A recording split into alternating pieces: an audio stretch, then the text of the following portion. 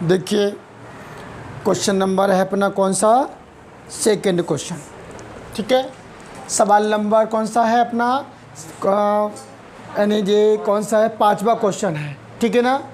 और पांचवें क्वेश्चन को देखिए ध्यान से, 5 cos square 60 degree plus 4 sec square 30 degree minus 10 square 45 degree बटे sine square 30 degree plus cos square 30 degree. इस सवाल है तो देखो सवाल थोड़ा सा कठिन क्यों हो जाता, क्योंकि इसका भी बटे बन जाना है, इसका भी क्या बनना, बटे बनना है, और उस बटे के बटे फिर इसका बटे बन जाना है, इसलिए ये क्या हो जाता कठिन। ज़्यादा कठिन कुछ नहीं होता है, केवल अपन को घुमाना पड़ता है थोड़ा सा। तो चूंकि हम क्या करेंगे, इनके मान रख देते हैं, चूंकि हम जानते हैं कि cos 60 डिग्री का मान कितना होता है 1/2, sec 30 डिग्री का कितना होता है 2/√3, और tan 45 का कितना होता है 1, और sin 30 का मान कितना होता है 1/2, और cos 30 डिग्री का होता है √3/2। ये मान होते हैं और हमें आते हैं, ठीक है ना। इन मानों को हमें इस सवाल में रखना है। तो देखिए ध्यान से, इसीलिए अब अपन ने क्या उतार लिया है, सवाल को उतार लिया है, ठीक है ना। इसके बाद अपन इनमें मान रखते हैं। तो देखिए 5 ज्यों कहते हैं लिख दिया अपन ने, बहुत दिमाग की ज़रूरत पड़ती है अपन को, समझ में आ रहा। ये 5 का 5 उतार दिया है, और cos 60 का मान कितना होता है 1/2, और स्क्वायर लगा इसमें, तो हमने इसमें क्या लगा दिया, स्क्वायर लगा दिया। प्लस का मतलब क्या हो गया, प्लस हो गया, 4 मीन्स 4 लिख दिए। यहाँ पे sec 30 का मान कितना होता है बेटा 2/√3, और स्क्वायर लगा दिया, माइनस कितना है 10 स्क्वायर 45, यानी 45 डिग्री का मान कितना होता है 1 होता है, फर्स्ट होता है 1 होता है, और स्क्वायर का अपन ने क्या लगा दिया बेटा, स्क्वायर लगा दिया। कोई दिक्कत यहाँ तक तो किसी को प्रॉब्लम नहीं है ना, केवल मान रखा अपन ने। साइन स्क्वायर 30 बटे लगा दिया, साइन स्क्वायर 30 का मान होता है 1/2, और होल स्क्वायर लगा दिया, प्लस cos 30 का मान कितना होता है √3/2, और होल स्क्वायर लगा दिया। समझ में आया सबको, इतना सवाल में केवल मैंने मान रख दिया है।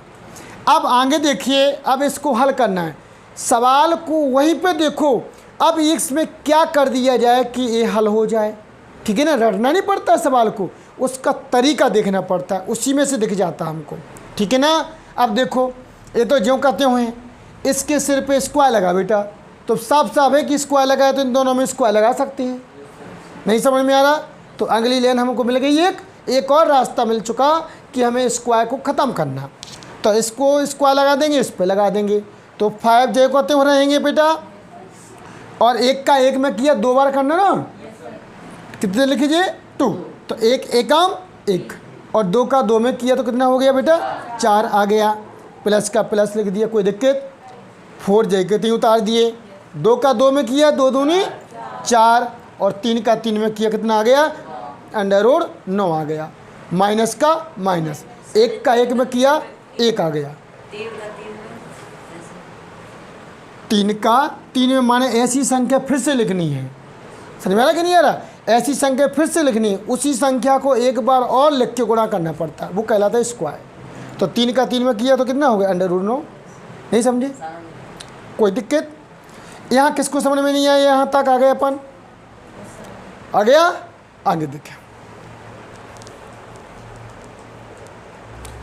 इसके बाद नीचे चले, ये लाना होगी अपनी, इसमें भी स्क्वायर लगा, तो देखो बटे लगा दिया अपन ने पूरे में, लाइन बाई लाइन चलना पड़ता है, 1 एकम 2 दूनी प्लस का 3 का 3 में 9 आ गया, 2 का 2 में 4 आ गया।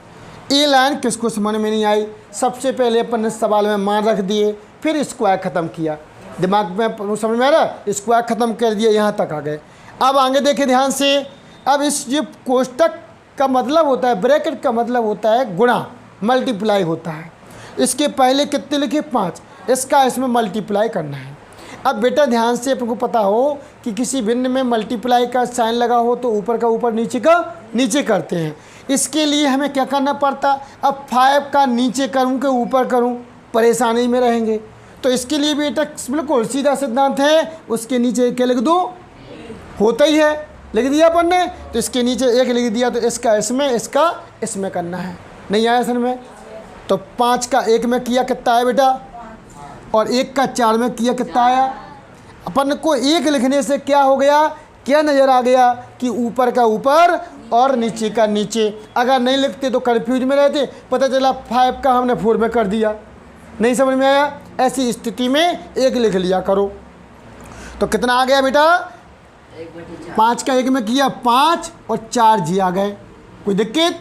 प्लस ऐसी बेटा इसका इसमें करना, इसका इसमें करना, तो इधर कितने लिख दें हम, 1। तो 4 चौको 16 आ गया, और 1 का 9 में किया 9 आया, 9 का वर्गमूल कितना आ रहा बेटा, तो अपन ने क्या लिख दिया, 3 लिख दिया, ठीक है ना। और -1 जई के 3 बटे लगा दिया, 1/4 जई का 3 लिख दिया। देखो अब हम इसको देख रहे हैं, तो इससे हल होते ही नहीं है ये कुछ, तो उससे नहीं बोलना है, जो ना माने उससे नहीं बोलना है, समझ आ रहा। अब प्लस का प्लस, देखो 9 का वर्गमूल साफ साफ नजर आ रहा, 3/4, क्लियर हुआ। अब आगे देखते हैं अपन, इसके बाद में सीधे अपन कहाँ पहुँच गया बेटा, वहाँ। अब देखो ये चीज़ ये लिखी, प्लस इतना लिखा, ये सब बटे में है, तो क्या हम इसको नीचे बटे लिख सकते हैं क्या, कोई दिक्कत। ये बटे में, ये बटे में, ये भी बटे में, ठीक।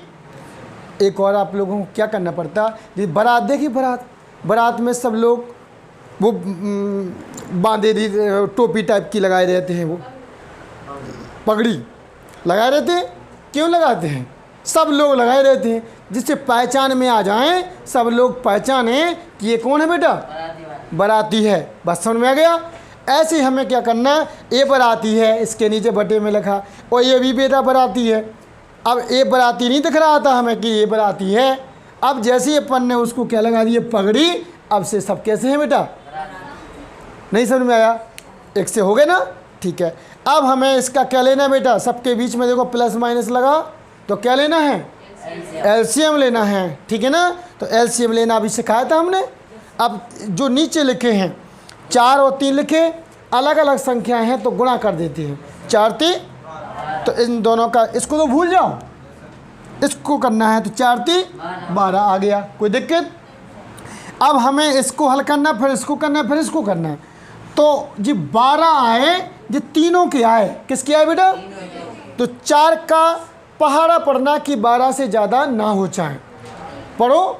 4 3 कितनी बार पढ़ा, 3 का ऊपर कितने लिखे, 3 5 15, तो कितने आ गए बेटा, 15, कोई दिक्कत। देखो ए निपट गया, अब इसमें चले प्लस लगा दिया, देखो प्लस लग गया अपने यहाँ पे।